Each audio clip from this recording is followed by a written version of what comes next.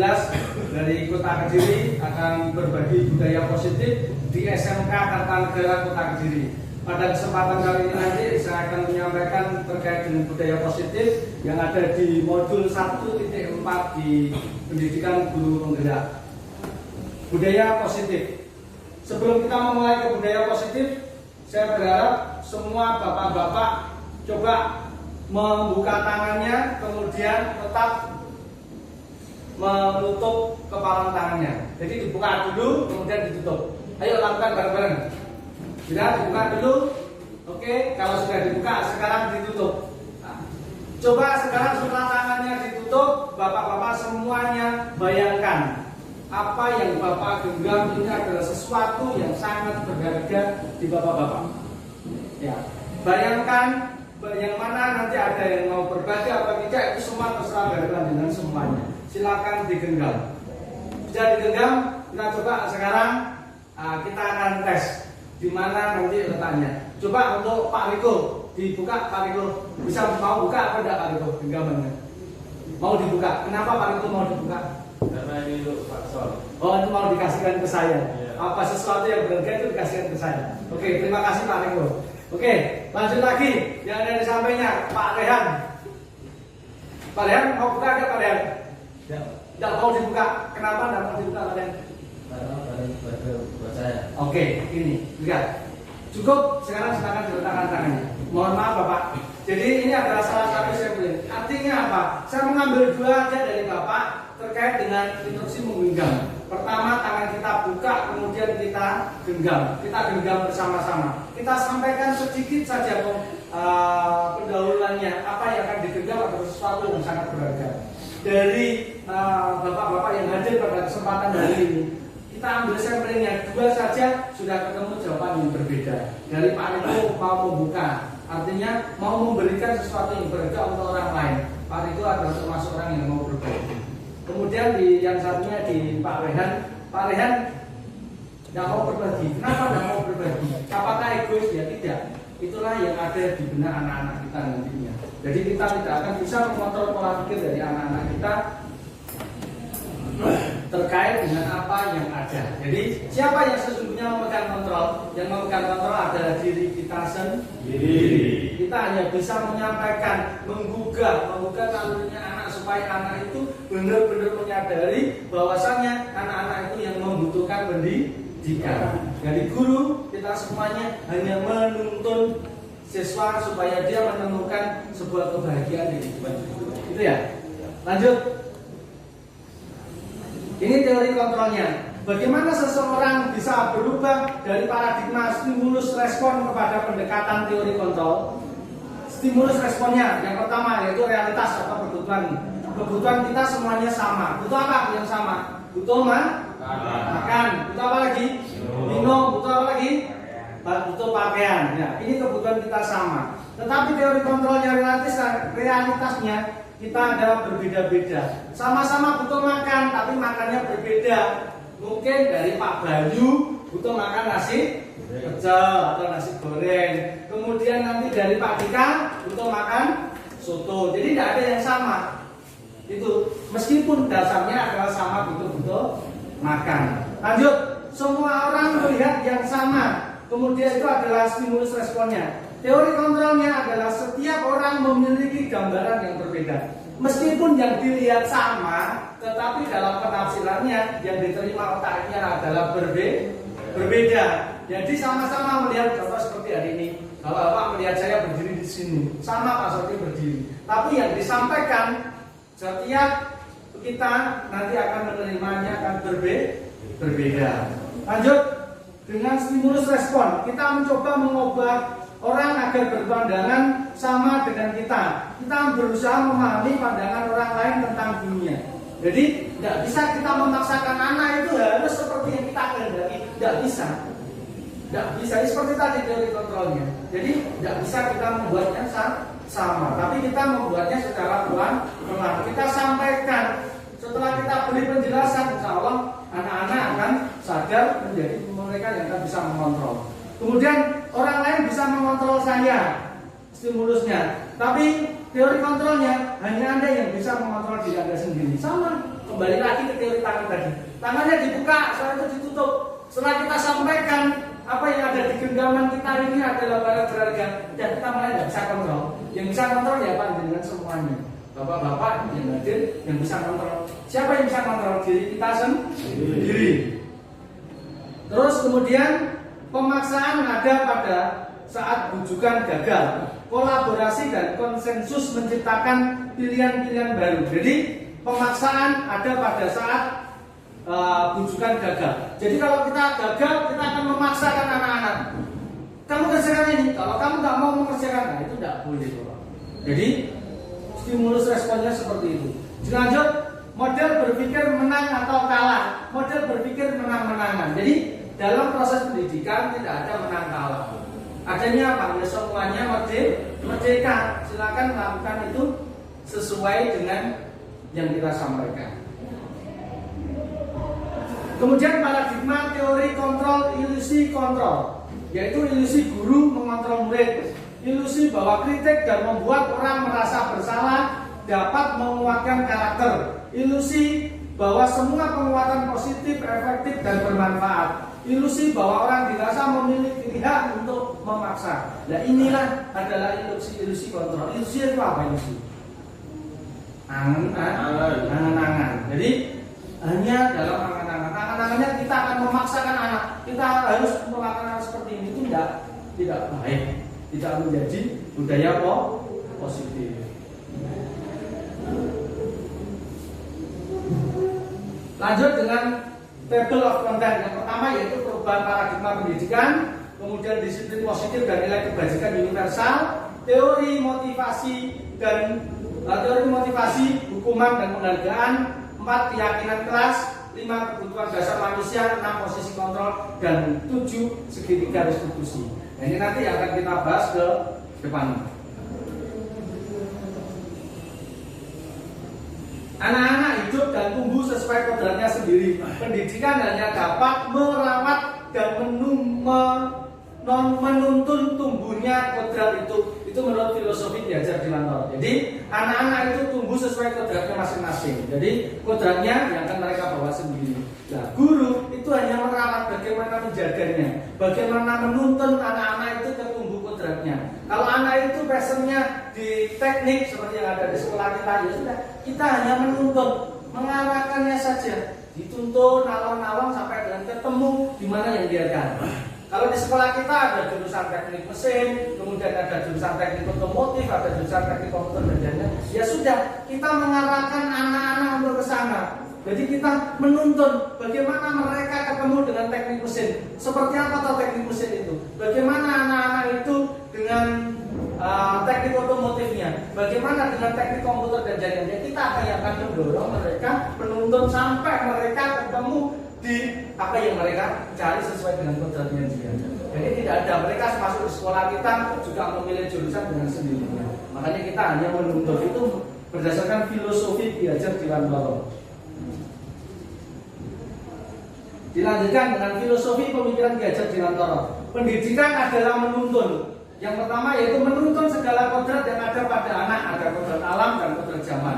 Alam mereka mencapai keselamatan dan kebahagiaan setinggi-tingginya.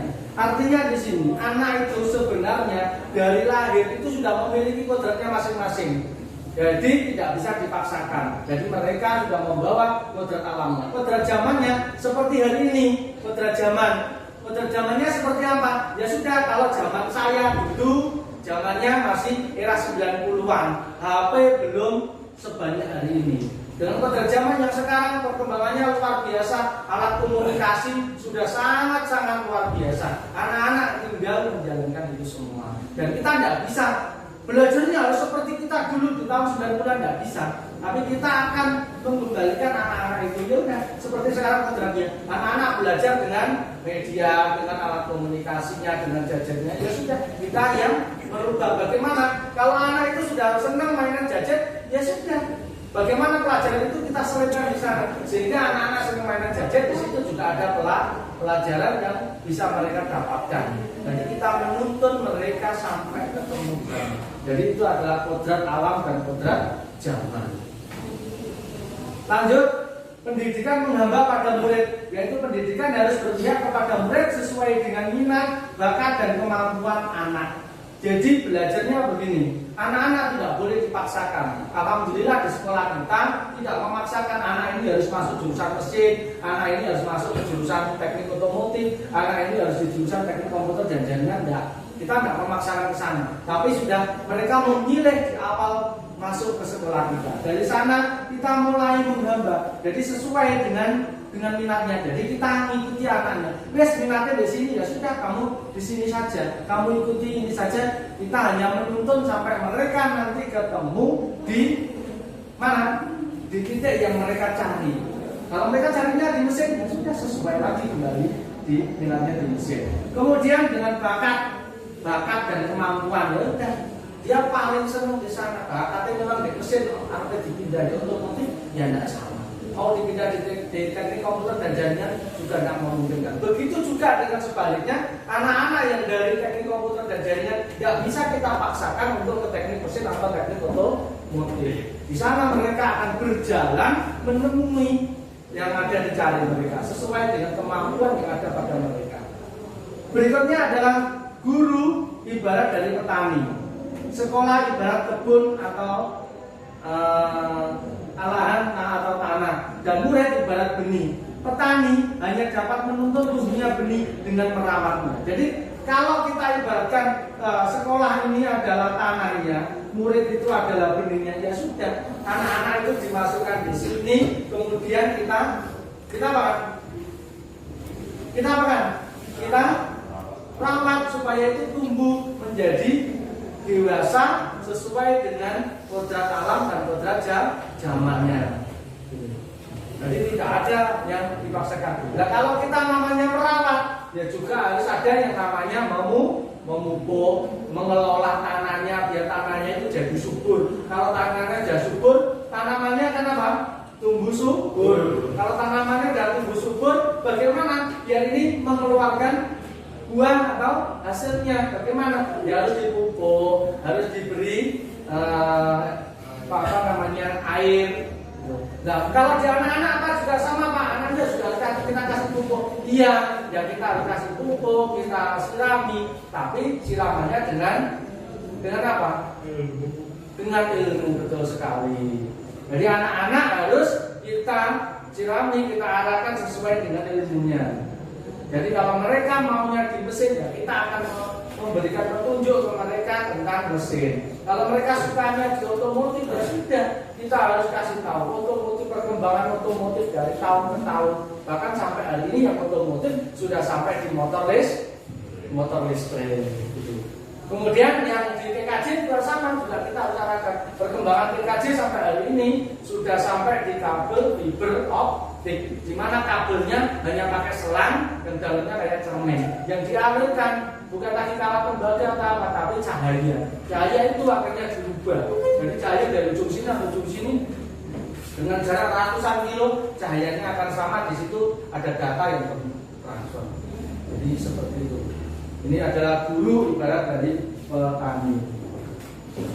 Disiplin positif dan nilai kebajikan universal. Teori motivasi dan kesepakatan kelas. Disiplin positif dan nilai kebajikan yang akan kita bahas pertama dulu. Di mana ada kemerdekaan, disitulah harus ada disiplin yang kuat. Sesungguhnya disiplin itu bersifat self-disiplin, yaitu kita sendiri yang mewajibkan kita dengan sekeras-kerasnya. Tetapi itu sama saja, sebab jikalau kita tidak cakap melakukan self-disiplin, wajiblah penguasa lain mendisiplin diri kita, dan peraturan demikian itu harus ada di dalam suasana yang merdeka. Artinya apa? Kita mulai dari diri kita sendiri dulu. Kita harus disiplin dulu. Kalau kita sudah tidak bisa mendisiplinkan diri kita sendiri, nanti orang lain yang akan mendisiplinkan kita. Dengan apa? Dengan sebuah aturan. Kalau kita sendiri harus kita mulai dari mana? Dari dalam hati kita sendiri dulu.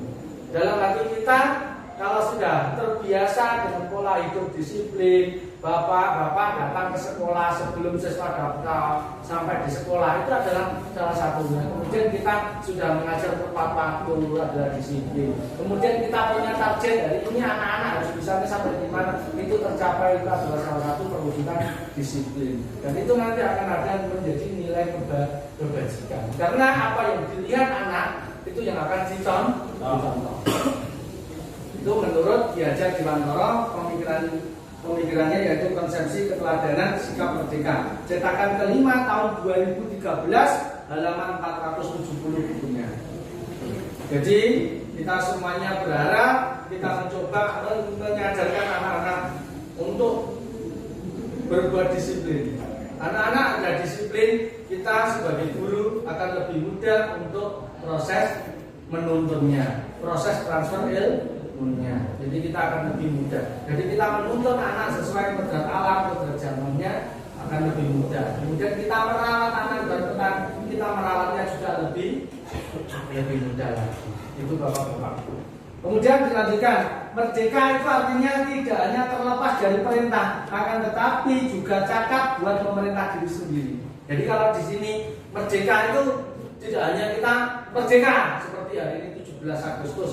Ini dibahas di bulan Agustus kalau ketemu kemarin di setelah upacara ketemu sesama warga negara Indonesia selalu bilang merdeka.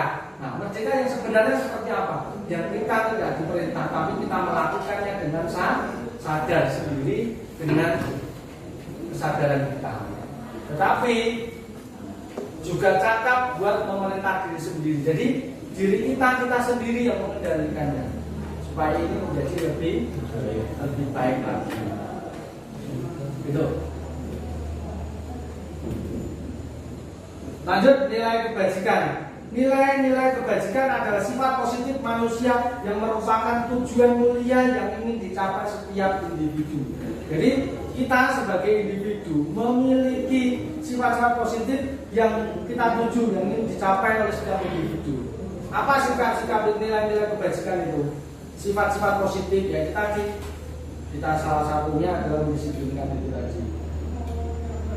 Kemudian setiap perilaku atau perbuatan memiliki suatu tujuan. Setiap perilaku atau perbuatan memiliki suatu tujuan. Tidak ada seperti panjenengan hari ini duduk di sini dari undangan kita mau berbagi budaya positif. Panjenengan duduk di sini tujuannya apa? Akan kita berbagi ilmu. Saya dapatkan ilmu, kita bagi, kita sharing. Supaya apa? Nanti akan menjadi sebuah budaya baik. Jadi tujuannya untuk mendapatkan ilmu. Meskipun kita sudah sama-sama menjadi guru, tapi kita juga masih tetap belajar terus menambah ilmu. Kemudian dengan mengaitkan nilai-nilai kebajikan yang diyakini seseorang, maka motivasi intriksinya akan terbangun sehingga menggunakan motivasi dari dalam untuk dapat mencapai tujuan mulia yang diinginkan. Jadi kalau kita sudah terbiasa seperti itu, terbiasa melakukan kebaikan, insya Allah juga hasilnya akan menjadi lebih baik. Tidak ada tujuannya yang kita lakukan ada kebaikan, endingnya tidak baik, insya Allah tidak ada. Apa yang kita lakukan baik, ke depan juga pasti akan menjadi lebih baik. Berikutnya nilai kebajikan yang ingin dicapai oleh setiap anak kita kenal dengan profil pelajar Pancasila. Di profil pelajar Pancasila yang ada di P5 yang sudah selalu disampaikan bapak-bapak setiap di pembelajaran, yaitu beriman, bertakwa kepada Tuhan Yang Maha Esa dan berakhlak mulia, mandiri, bernalar kritis, berkebinekaan global, bergotong royong kreatif. Yang pertama beriman, bertakwa kepada Tuhan Yang Maha Esa dan berakhlak mulia. Alhamdulillah murid-murid kita di SMK Kartanegara semuanya bertakwa kepada Tuhan Yang Maha Esa dengan menjalankan perintahnya, yaitu kita sudah membuatkan budaya positif anak-anak untuk melaksanakan sholat 5 waktu di sekolah kita, minimal yaitu sholat zuhur, karena kebetulan di sekolah kita pulangnya sebelum sholat asar, jadi sholat zuhurnya pasti dilaksanakan di sekolah secara berjamaah. Kemudian mandiri, anak-anak juga sudah melakukan kegiatan yang mandiri dengan kita menuntunnya. Kemudian bernalar kritis dalam pembelajaran, bapak-bapak sudah banyak yang menggunakan metode pembelajaran bagaimana menumbuhkan anak-anak bernalar kritis. Kemudian berkebinekaan global, bergotong royong dan kreatif, panjenengan juga sudah menerapkan semuanya di kelasnya panjenengan, di jam pelajarannya panjenengan. Nah, ini yang menjadikan semuanya menjadi lebih baik. Itu bapak-bapak, ini kelihatannya sempurna sekali. Coba sebelum kita lanjut, biar suasananya tidak terlalu terpegang. Coba bapak-bapak angkat tangannya lagi. Oke, tangannya diangkat ke atas. Ayo, yang tinggi Pak Riko. Oke, terima kasih Pak Riko. Nah, coba digerakkan. Ya, biar lebih fresh lagi. Oke, terima kasih. Silakan diturunkan. Biar tidak terlalu sepaneng. Kita lanjut ya. Kalau sudah fresh itu kan lebih enak lagi. Lanjut ke teori motivasi. Ada 3 motivasi perilaku manusia, yaitu motivasi eksternal, kemudian apa lagi? Motivasi eksternal, motivasi internal dengan tujuan disiplin positif. Yang pertama, untuk menghindari ketidaknyamanan atau hukuman yang akan terjadi apabila saya tidak melakukan. Jadi itu kita kalau melaksanakan pekerjaan itu jangan sampai hanya karena berkat dukung, undangan untuk diabsen kalau bapak kepala sekolah. Nah, jangan sampai. Ya udah, kita karena kita mau mengembangkan diri sendiri, jangan karena adanya hukuman. Begitu juga makanya di anak-anak kita juga harus mengajarkan jangan sampai anak-anak itu mengikuti pelajaran kita, anak-anak hanya karena takut apa kita akan melakukan hukuman. Jangan sampai, tapi tumbuhkan anak-anak itu pengen mengerti, pengen mereka bisa, kita yang menuntun. Kalau mereka sudah sangat berminatnya enak, kita akan belajarnya enak, ngalir terus. Berikutnya, untuk mendapatkan imbalan dari orang lain atau institusi, apa yang akan saya dapatkan apabila saya melakukannya? Nah, jangan sampai melu ini. Hari ini ada undangan dari Pak Solikin sosialisasi. Jangan terus enak oleh sebuah kotak. Jangan berpikir seperti itu. Udah datang dulu, kemudian karena apa? Nanti akan saya dapatkan ilmunya. Apa yang disampaikan insya Allah bermanfaat dalam proses pembelajaran kita sehari-hari. Jadi seperti itu. Jangan karena kita datang karena adanya imbalan. Baik imbalannya itu berupa apapun kita imbalkan. Makanya anak-anak juga begitu. Kalau sudah datang di pasnya kita, ya sudah mereka sendiri yang tentu. Kalau panjenengan semuanya sudah bisa membuat anak-anak itu termotivasi datang di jam pelajaran Anda, insya Allah kita menyampaikan materi ini juga akan lebih mudah lagi. Berikutnya itu motivasi internal dengan tujuan disiplin positif untuk menghargai diri sendiri. Nah, ini yang paling penting. Semuanya untuk menghargai diri sendiri. Karena kita mau mendisiplinkan diri kita sendiri, makanya kita menghadiri. Kita ingin dapatkan ilmu untuk siapa? Untuk diri kita sendiri. Dari proses inilah kita menjadi senang. Begitu juga anak-anak nanti. Mereka sekolah di tempat kita. Kenapa? Karena mereka ingin dapat ilmunya. Setelah lulus dari sekolah kita, mereka akan kemana? Nah, kalau itu mereka sudah pahami, mereka sudah pegang, insya Allah mereka itu sekolah di tempat kita sudah tidak akan ada namanya anak bolos. Tidak ada lagi anak-anak yang tidak berani untuk ke sekolah karena tidak nyaman kurang begitu. Meskipun fasilitas sekolah sudah diberi selengkap mungkin, apapun yang dibutuhkan anak-anak kita sudah sediakan, tetapi kalau anak itu tidak karena hatinya berada di sini, ya sudah, mereka tidak akan bisa. Ya, akhirnya mereka datang ke sekolah karena sebuah keterpaksaan. Tapi kalau datang karena keinginan sendiri, itu lebih enak. Anak-anak akan datang sesuai. Karena mereka sudah tahu sadar, oh di sekolah saya masuk sekolah 07.00, ya sudah kita akan datang di sekolah sebelum 07.00. Kalau sudah seperti itu sudah enak. Oh nanti istirahat pertama jam 09.00, ya udah mereka tidak akan teriak-teriak. Wah kita istirahat, tidak akan terjadi seperti itu. Kenapa? Karena mereka sudah memahami jadwalnya dan mereka benar-benar membutuhkan. Pada saat pelajaran mereka sangat-sangat senang sekali.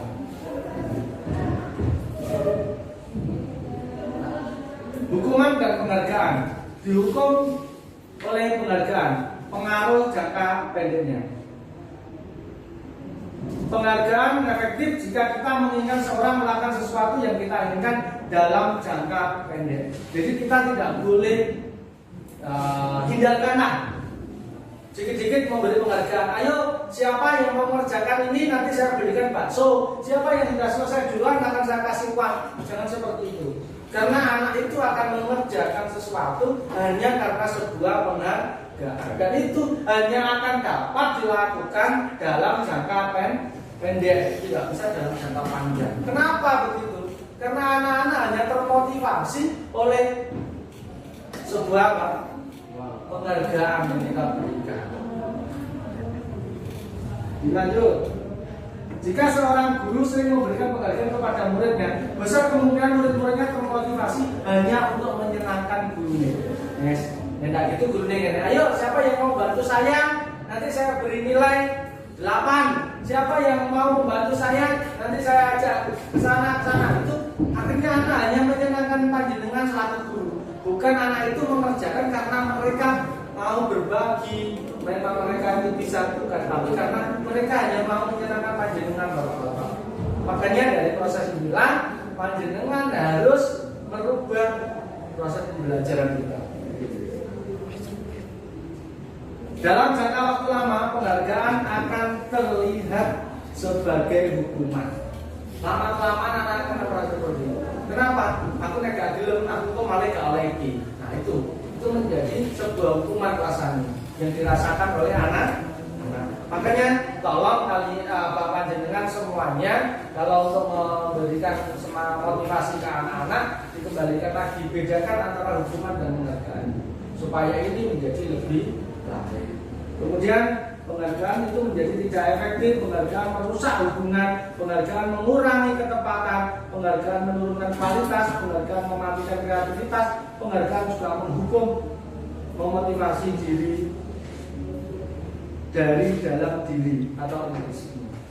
Ini adalah terkait dengan hukuman. Mohon maaf bapak-bapak, ini kelihatannya kok pegang lagi. Ayo kita angkat lagi tangannya yang kedua. Ya, diangkat lagi tangannya. Ya, karena memang jamnya jam siang, jadi ya maklum kalau panjenengan semuanya sudah lelah. Mungkin ini ya merasakan kalau sudah jadi siswa lagi seperti apa rasanya. Kalau di depan waktu ngajar anak-anak lebih enak lagi. Ayo digerak-gerakan, dibuka, ditutup, dibuka, ditutup. Kepalanya digoyang. Nah, dia nggak tegang, ambil goyang-goyang. Oke, dah cukup, diturunkan lagi.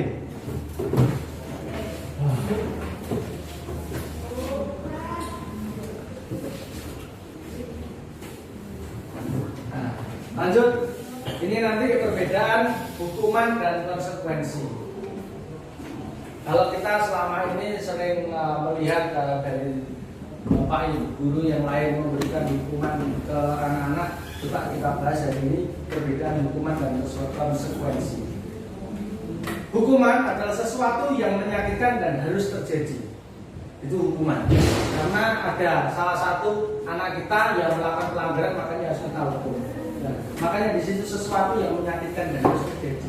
Harusnya itu bukan hukuman, tapi apa? Sebuah konsekuensi. Konsekuensi itu apa? Sesuatu yang harus terjadi atau sebab akibat. Jadi tidak ada yang merasa tersakiti. Jadi mereka sudah memahami sendiri bahwasanya kalau mereka melanggar ini nanti konsekuensinya seperti ini.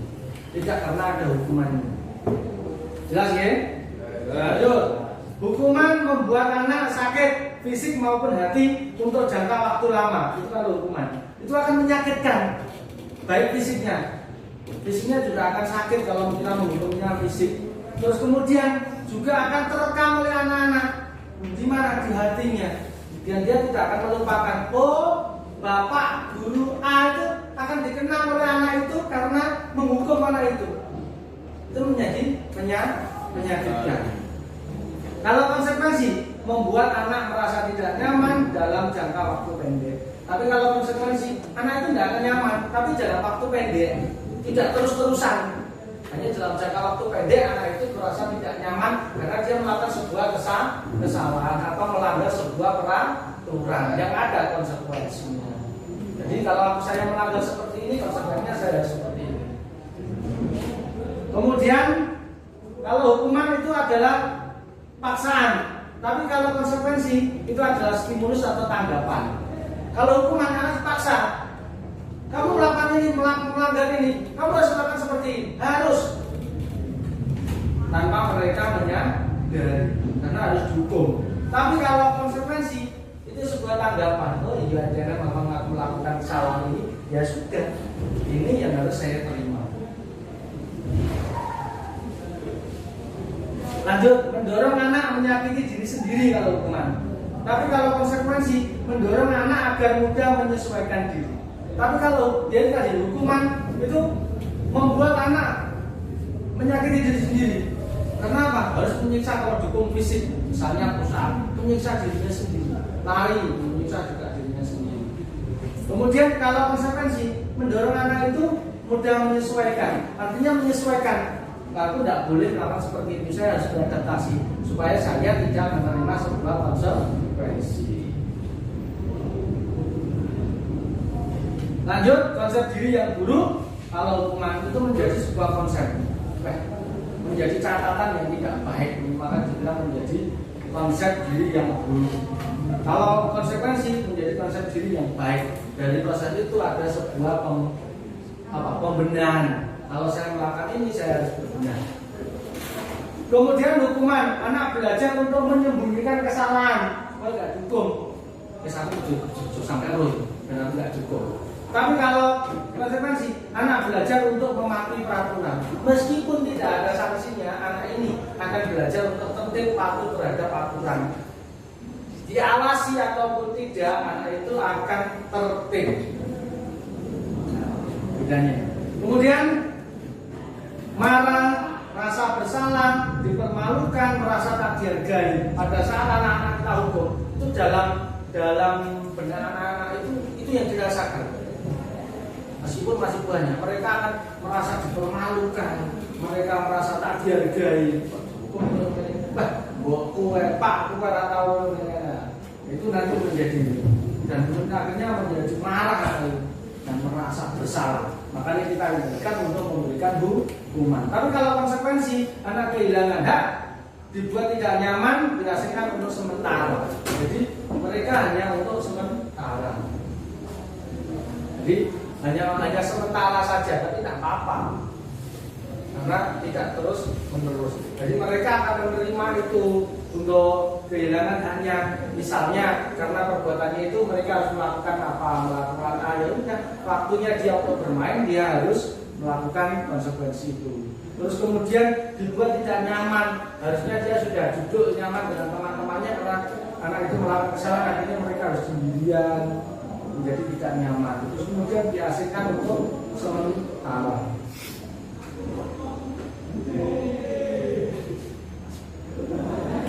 Oke, lanjut ke berikutnya lagi. Sekarang kita buat sebuah keyakinan kelas. Di setiap kelas kita selalu membuat peraturan dan keyakinan kelas. Peraturan selalu kembalikan buku ke tempatnya. Keyakinan kelasnya apa? Tanggung jawab. Jadi anak-anak harus bertanggung jawab. Kalau setelah mengambil buku, ya harus dikembalikan di tempatnya. Anak-anak pada waktu praktek mengambil alat, setelah menggunakan alat untuk praktek, ya kembalikan pada tempatnya. Itu adalah keyakinan kelas atau nilai kebajikan yang dituju, yaitu membangkitkan rasa tanggung jawab. Nanti panjenengan bisa menerapkan di kelasnya panjenengan pada saat jam praktek. Silakan anak-anak diajak untuk bertanggung jawab tanggung jawab dengan cara apa? Mengambil alat, digunakan, kemudian setelah itu dikembalikan pada tempatnya. Kemudian dilarang mengganggu orang lain, itu adalah termasuk keyakinan kelasnya atau nilai kebajikan yang dituju, yaitu menghormati orang lain dan diri sendiri. Jadi kalau anak-anak diusahakan, kita akan arahkan supaya tidak mengganggu orang lain, karena mengganggu orang lain itu berarti artinya apa? Tidak menghormati orang lain. Baik itu lebih mudah anak-anak dengan adik kelasnya atau dengan kakak kelasnya, ataupun dengan bapak ibu guru. Kemudian dilanjut, hadir di sekolah 15 menit sebelum pembelajaran dimulai. Berarti di situ menghormati orang lain, komitmen pada tujuan. Itu adalah nilai kebajikan yang dituju. Kenapa? Karena kalau terlambat pasti mengganggu temannya.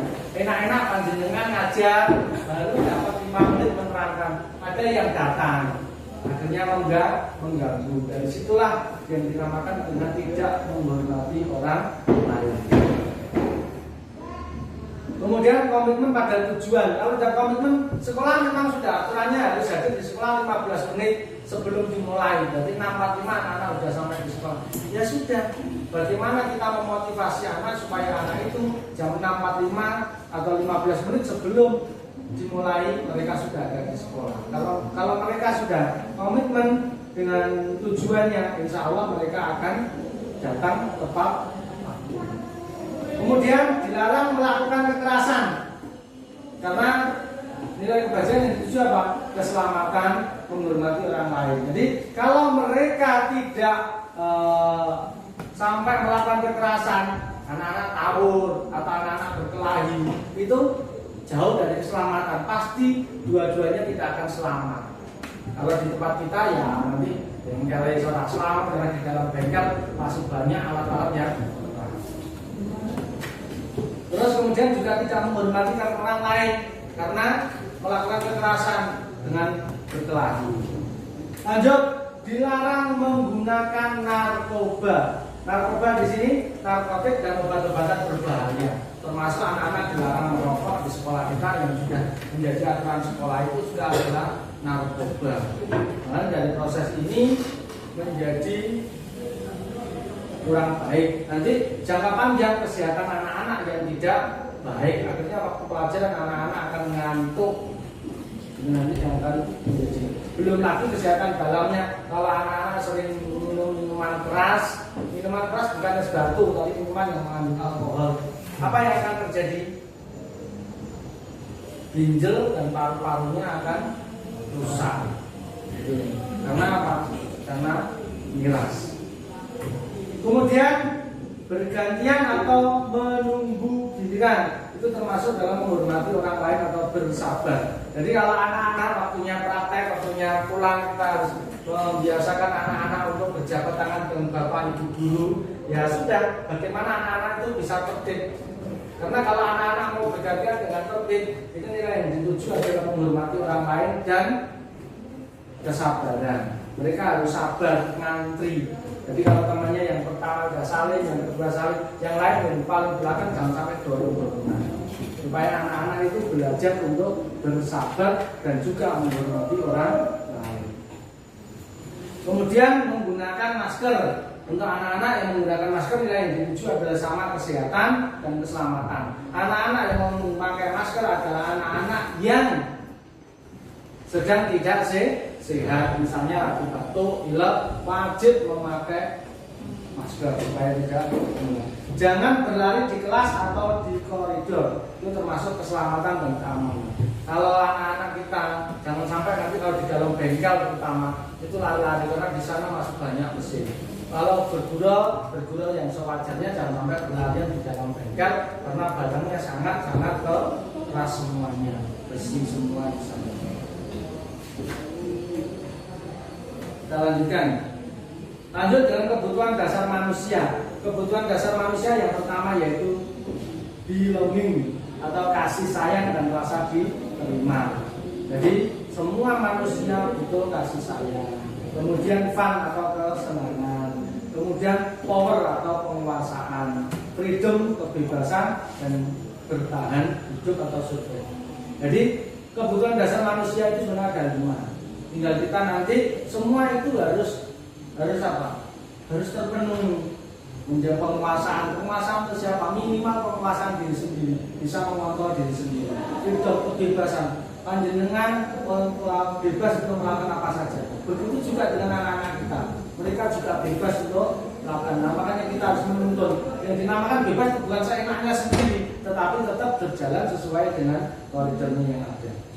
Kemudian bertahan hidup. Bagaimana mereka bertahan hidup? Mempertahankan hidup ini. Ya mereka butuh apa? Makan, minum untuk hidup. Bukan hidup untuk makan dan minum, tapi makan dan minum untuk hidup. Kemudian fun atau kesenangan. Yang terakhir adalah kasih sayang dan rasa diterima. Semuanya butuh rasa kasih sayang. Makanya anak-anak jangan sampai kita menggantungkan anak-anak, supaya anak-anak kita merasa ada yang menyayangi, merasa ada yang bisa menerima. Karena pada dasarnya tidak ada anak-anak yang tidak baik. Hanya anak-anak itu butuh perhatian lebih. Anak-anak yang sering tidak masuk itu karena anak-anak butuh perhatian. Kita kurang perhatian. Coba kita berikan perhatian, anak-anak pasti nanti akan senang, nyaman di sekolah, ketemu dengan panjenengan semua. Itu di bapak-bapak. Lanjut untuk posisi kontrol. Nah, posisi kontrol itu ada pemberi hukuman, membuat rasa bersalah, menjadi teman, menjadi pemantau, bahkan menjadi manajer. Itu posisi kontrol kita sebagai guru. Dan nanti posisi kita selama ini berada di mana? Coba kita lihat dari berikutnya. Nah, ini motivasinya. Guru berbuat identitas gagal atau kontrol dari luar, menghindari hukuman, menghukum, membuat orang merasa bersalah, kemudian identitas keberhasilan, sukses atau kontrol dari luar, yaitu mengharapkan imbalan atau tergantung pada orang lain. Ada teman atau sebagai pemantau. Identitas keberhasilan atau sukses kontrol diri, yaitu menghargai diri sendiri sebagai manajer. Sekarang guru berkata, contohnya, gurunya berkata begini. Menghardik, menunjukkan, menyakiti, menyindir, itu termasuk gurunya sebagai penghukum. Kalau gurunya sebagai pembuat orang yang merasa bersalah, berceramah dan mengatakan seharusnya ibu kecewa terhadap rencana anak, terhadap bayi misalnya. Nah itu berarti gurunya sebagai pembuat orang merasa bersalah. Nah, nanti panjenengan posisinya di mana? Coba kita lihat lagi. Membuat alasan untuk muridnya, itu sebagai teman. Kalau pemantau, menghitung dan mengukur. Kalau manajer mengajukan pertanyaan-pertanyaan. Panjenengan selama ini berada di mana? Itu nanti panjenengan akan tahu dari ini. Kemudian guru berkata, kalau kamu tidak melakukannya, awas ya, rasakan. Itu adalah guru sebagai penghukum. Coba nanti panjenengan pernah nggak mengatakan seperti itu? Pasti ada yang pernah, ada yang tidak. Nah, kalau pernah mengatakan, berarti posisi panjenengan itu adalah sebagai penghukum. Kamu seharusnya, kamu sudah tahu, ibu lelah sekali mengatakannya, ibu stres. Berarti itu membuat anak itu akan menjadi bersalah. Makanya hindarilah kata-kata atau kalimat seperti ini. Kalau sebagai teman, ayolah, lakukan demi ibu. Itu berarti teman. Masa kamu tidak mau? Ingat, tidak ibu pernah bantu. Artinya mengundang-undang, molong. Terus kemudian kalau sebagai pemantau itu tanya apa peraturannya. Kalau sebagai manajer apa yang kita yakini, apa yang bisa kau kerjakan untuk memperbaiki masalah ini. Itu pertanyaan-pertanyaan yang menentukan posisi diri panjenengan berada di posisi mana, di pemantau atau di manajer. Hasilnya anak akan memberontak, menyalahkan orang lain dan berbohong karena takut untuk cukup. Terus nanti kalau anak sudah posisi gurunya sebagai pembuat orang merasa bersalah, anak akan menyembunyikan, menyangkal, akan berbohong ke kita supaya apa? Tidak merasa bersalah. Kalau jadi teman, kalau bapak ini panjenengan semua jadi teman, anak-anak itu kan tergantung ke panjenengan. Kalau tidak ada panjenengan, anak-anak tidak bisa beraktivitas. Kalau pemantau menyesuaikan diri bila diawasi. Jadi kalau tidak ada yang ngawasi, ya sudah. Anak-anak kalau panjenengan tinggal kamar kecil, anak-anak itu akan berubah. Kalau ada panjenengan, anak-anak akan jadi baik. Itu nanti kalau dijadikan pemantau. Kalau manajer hanya menguatkan pribadinya. Jadi kita berada posisi di mana? Kalau kaitannya dengan dunia berkualitas, murid meletakkan guru di luar dunia berkualitas. Murid meletakkan guru di dalam dunia berkualitas. Murid meletakkan guru sebagai orang yang sangat penting di dunia. Murid meletakkan guru peraturan dan hukum di dunia. Murid meletakkan diri sebagai individu yang positif dalam dunia berkualitas. Ini adalah kalau kita kaitkan. Bisa jadi nanti kita lihat kalau sampai murid kita mengatakan, murid berkata, biarkan saja, nanti juga marah-marah lagi. Kalau murid kita sudah ngomong begitu, berarti tanpa kita sadari posisi panjenengan di mana? Sebagai penghukum. Kalau anak-anak bilang maafkan saya bu, maafkan saya pak, berarti apa? Kita sebagai membuat orang merasa bersalah. Jadi di situ posisi panjenengan. Kalau kita sebagai teman, saya pikir bapak dan ibu teman saya ternyata begitu. Ini pemikiran anak. Berapa banyak bintang yang harus peroleh? Berapa halaman yang harus saya tulis? Pertanyaan anak ketika. Saya harus dapat nilai berapa, Pak? Nah, ini berarti panjenengan sebagai pemantau. Dan kemudian kalau panjenengan sebagai manajer, bagaimana caranya saya bisa memperbaiki keadaan ini? Kalau anak-anak bertanya, Pak ini rusak. Terus bagaimana? Bagaimana Pak saya memperbaiki? Berarti anak-anak menganggap saya sebagai manajer. Panjenengan sebagai guru, posisinya sebagai manajer. Dampaknya apa nanti? Anak akan mengulangi kesalahan kalau panjenengan sebagai penghukum. Tapi kalau panjenengan sebagai pembuat orang merasa bersalah, merasa rendah diri, karena itu tidak bisa memiliki rasa percaya diri. Terus kemudian kalau jadi teman tidak mandiri, menunggu panjenengan untuk mensupport, karena anak itu tidak bisa hidup sendiri. Kemudian kalau sebagai pemantau menitik beratkan pada sanksi atau hadiah untuk dirinya. Jadi kalau ada sanksi atau hadiah mereka baru bekerja.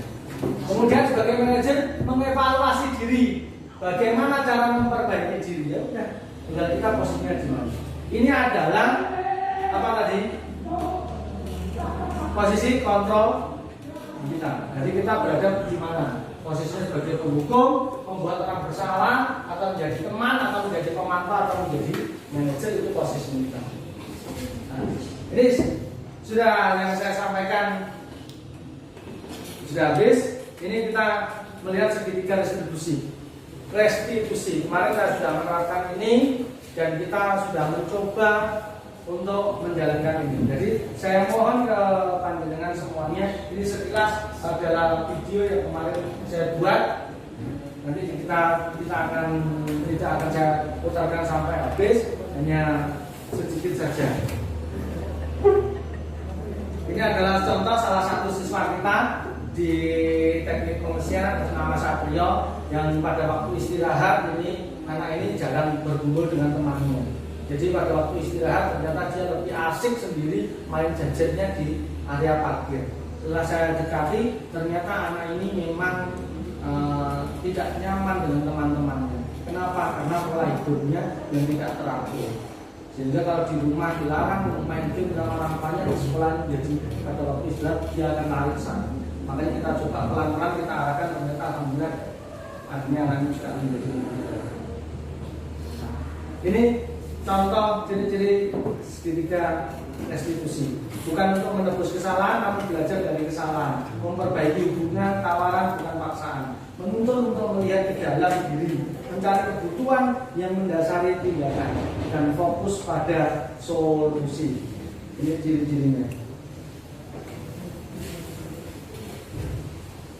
Nah, ini pembiasaan budaya positif dengan pengembangan pembelajaran yang dapat meningkatkan rasa percaya diri murid di SMK Kartanegara. Ini adalah latar belakangnya. Kenapa saya membuat ini yang saya angkat? Karena di sekolah saya, di sekolah kita di SMK Kartanegara ini banyaknya siswa sedikit. Jadi siswa yang ikut di proses rekrutmen itu sangat sedikit. Kenapa? Karena ternyata mereka tidak memiliki rasa percaya diri. Kemudian rendahnya siswa untuk berani tampil di muka umum atau tampil di depan pada waktu presentasi, anak-anak sangat-sangat sedikit. Kemudian tujuannya adalah meningkatkan keberanian mereka untuk tampil di muka umum, menumbuhkan nilai kebijakan, peduli dan empati, menumbuhkan dan melatih murid untuk menghargai diri sendiri dan orang lain, meningkatkan kualitas kolaborasi seluruh warga sekolah, kepala sekolah, guru, murid dan orang tua, menuntun murid untuk menguatkan profil pelajar Pancasila, dimensi mana adalah mandiri, bernalar kritis dan kreatif, menumbuhkan rasa tanggung jawab pada murid. Jadi ini nanti yang akan saya terapkan di sekolah kita terkait dengan ini. Kenapa? Itu tadi dampaknya.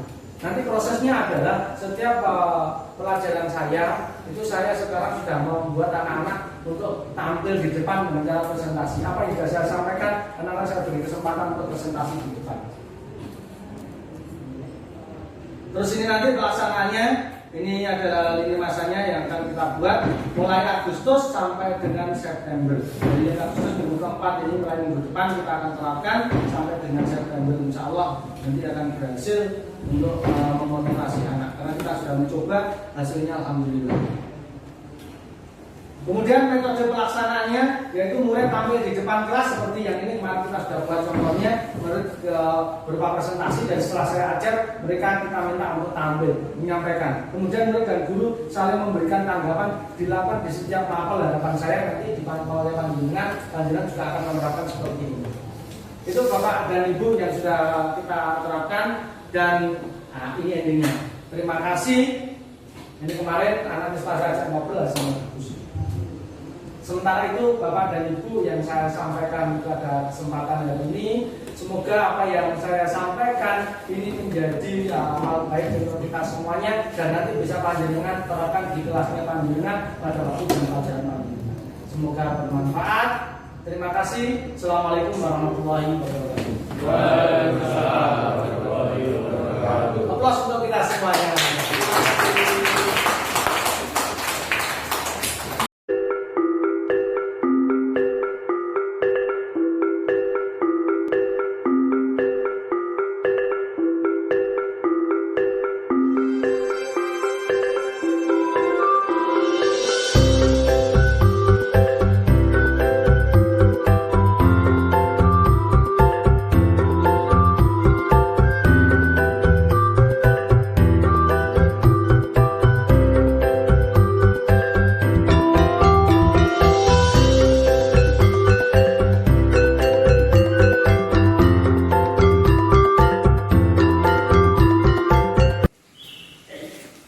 Assalamualaikum Pak Irfan.